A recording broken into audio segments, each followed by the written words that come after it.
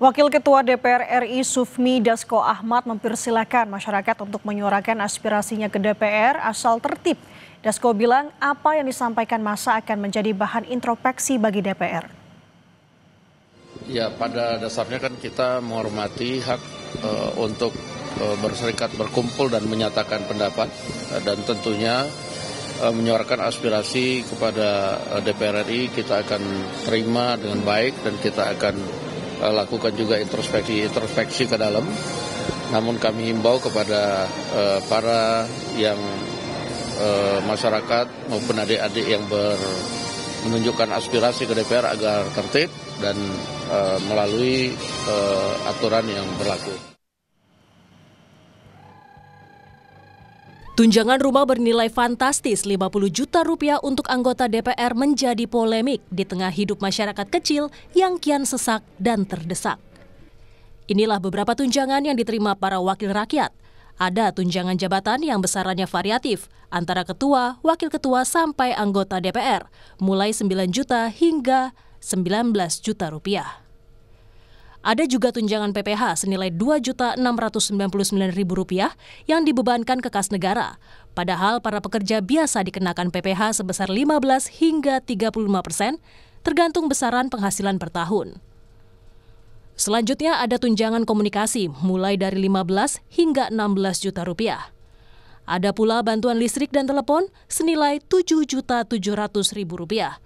Dan tunjangan perumahan yang paling memantik kemarahan publik karena sebesar Rp50 juta. Namun belakangan Wakil Ketua DPR RI Adis Kadir menyatakan tidak ada kenaikan gaji melainkan hanya beberapa tunjangan seperti tunjangan rumah yang sudah dianggarkan sejak tahun lalu.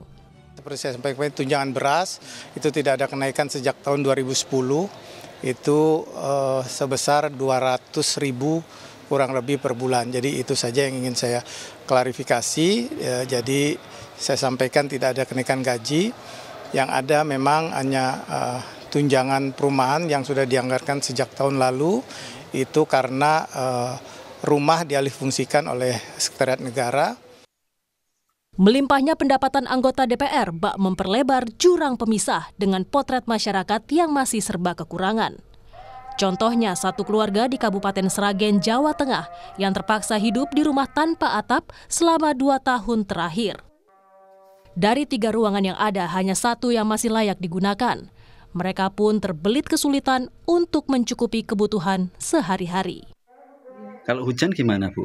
Kalau nggak hujan biasa, kita nggak ngungsi. Kalau hujan angin gitu, paksa kita ngungsi. Ke tempat?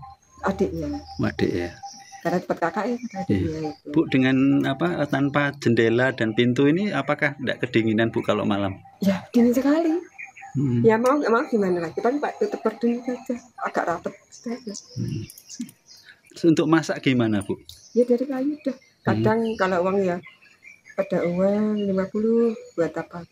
Ya udah masak. Kadang kita mau masak, ya udah masak gitu. Apa adanya.